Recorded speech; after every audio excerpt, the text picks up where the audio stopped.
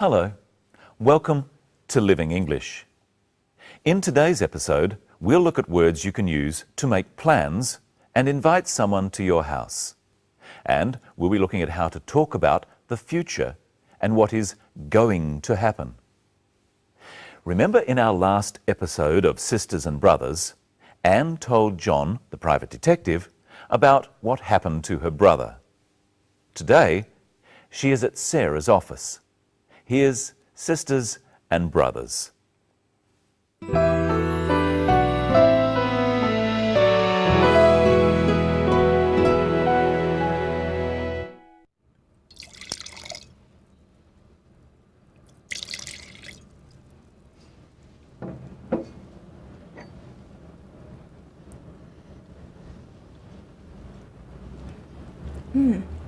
It's very smooth. Good flavour too. It sells well in restaurants here. I think these will sell well in Singapore. The samples you sent me were very popular with our staff. You seem to understand our taste in Singapore. Thank you. It's my job to know what my clients like.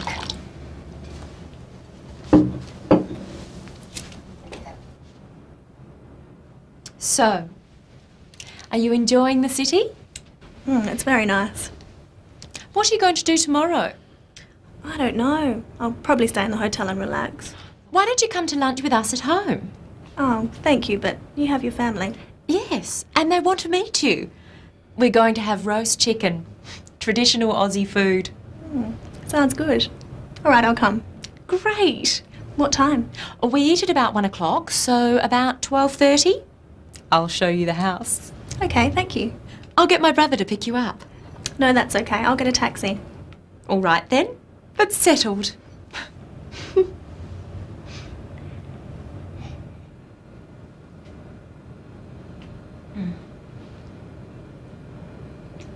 Let's look at how Sarah asks Anne about her plans.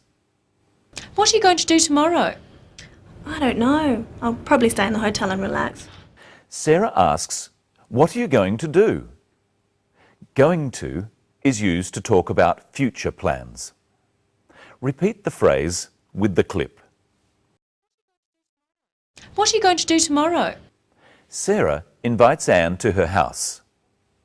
What are they going to have for lunch? Listen. We're going to have roast chicken, traditional Aussie food. They're going to have roast chicken. Let's practice going to. First, the question. What are you going to do tomorrow? Let's ask the question with different subjects. First, he. What is he going to do tomorrow? They. What are they going to do tomorrow? Now, let's look at the answer. Anne is going to relax. So she would say, "I'm going to relax." You try answering the question. What are you going to do tomorrow? I'm going to relax. What is she going to do tomorrow? She's going to relax.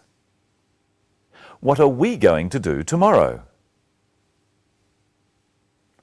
We're going to relax. What are they going to do tomorrow? They're going to relax. There's another way of talking about the future, to use the word will. Listen again to what Anne says about her plans for tomorrow. What are you going to do tomorrow? I don't know. I'll probably stay in the hotel and relax. Anne says, "I'll probably stay in the hotel." I'll is short for I will. This is another way of talking about the future. I will do something. Listen to see how many times you can hear I'll in this next clip. We're going to have roast chicken, traditional Aussie food. Sounds good. All right, I'll come. Great. What time? We eat at about 1 o'clock, so about 12:30. I'll show you the house. Okay, thank you. I'll get my brother to pick you up. No, that's okay. I'll get a taxi. So there were 4 wills. I'll come. I'll show you the house. I'll get my brother to pick you up. And I'll get a taxi. And as we've seen before on Living English, I will becomes I'll. So when do you use will and when do you use going to? Notice that all of these actions in the future are single actions. I'll get a taxi. I'll show you the house. We use will for a definite single action in the future. We use going to for less definite or longer actions. What are you going to do tomorrow? Now, let's look at how Sarah invites Anne to her house. Why don't you come to lunch with us at home? She says, "Why don't you come to lunch?" She doesn't really want to know why Anne doesn't come. She wants Anne to come. She is inviting her to come. Practice with the clip. Why don't you come to lunch with us at home? Now try asking with some different invitations, such as, "Come to dinner." Why don't you come to dinner? Try this chicken. Why don't you try this chicken? Go home. Why don't you go home? Ring me tomorrow. Why don't you ring me tomorrow? All of these are examples of making a suggestion. So if I say, "Why don't you ring me tomorrow?" I want you to ring me tomorrow. I'll ring you tomorrow if you like. Hello, Michelle. Hello. What are we going to talk about today? Well, I've brought my calendar so we can talk about days in the future. First, let's review the days of the week. You say them at home too. Monday, Tuesday, Wednesday, Thursday, Friday, Saturday, Sunday. Brenton, we need to make an appointment to discuss the program. When can we meet? When are you free? Well, I'm free today after this. No, I'm seeing a friend today. What about tomorrow? I'm busy tomorrow, I'm working. What about Wednesday? I'm sorry, I'm going out on Wednesday. What about Saturday? Oh no, on Saturday I'm going to do the shopping. Well, we can't meet this week. What about next week? Well, I'm very busy next week, but I can see you on Monday. Monday it is. It's Monday today, so I'll see you next Monday. Next Monday in a week's time. What time? How about 10 o'clock? Okay, I'll see you at 10 o'clock next Monday morning. That was very difficult. Let's look at how we talk about future dates. First, today. You would say, "I'll see you today," or "I'll see you later today."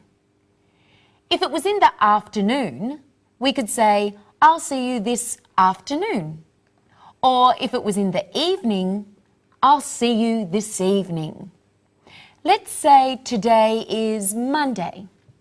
If I can see you on Tuesday, I would say, "I'll see you tomorrow." If I can see you on Wednesday, I could say, "I'll see you the day after tomorrow." Or I could just say, "I'll see you on Wednesday." We use on before the name of any day. And notice how the days have a capital letter. If our appointment is in the week we are in now, I would call it this week. But if it's next week, then I say, I'll see you next week. The same goes for the month. This month is the month that is happening now. Next month is the month after. Or the year. This year, next year. And if I want to say a particular month, I use in. I'll see you in July. I'll see you in December. And when we say a particular time, we use at. I'll see you at 2 o'clock. I'll see you at 4:30. But if we want to say how far in the future the appointment is, we use in. I'll see you in 10 minutes. I'll see you in 2 hours. I'll see you in a week. I'll see you in a month. That sounds complicated, Michelle. Not really. We just have to remember whether to use on, at, or in. Let's practice. I'll say a time and you say, I'll see you on, at, or in that time. You try one, Brenton. Okay. A week. I'll see you in a week. Perfect. Now you try at home. A month. I'll see you in a month. 6 o'clock. I'll see you at 6 o'clock. January. I'll see you in January. Thursday. I'll see you on Thursday. 2 years. I'll see you in 2 years. This afternoon. I'll see you this afternoon. That was a trick one.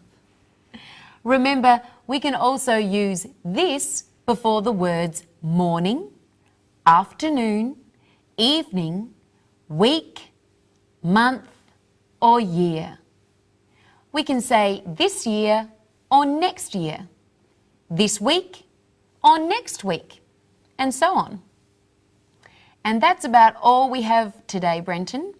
But before we see the story again, there's one thing that I don't understand. Well, what's that, Michelle? Let's watch the end of the clip. I'll get my brother to pick you up. No, that's okay. I'll get a taxi. All right then, but settled. Why does Sarah want her brother to pick Anne up? Can't she walk? No, Michelle, he isn't really going to carry her. To pick someone up is to give them a lift in your car. Oh, are you going to pick me up for our meeting? No? Oh. That's all we have time for today. We'll see you next time when Anne goes to lunch at Sarah's house. And we meet Sarah's brother.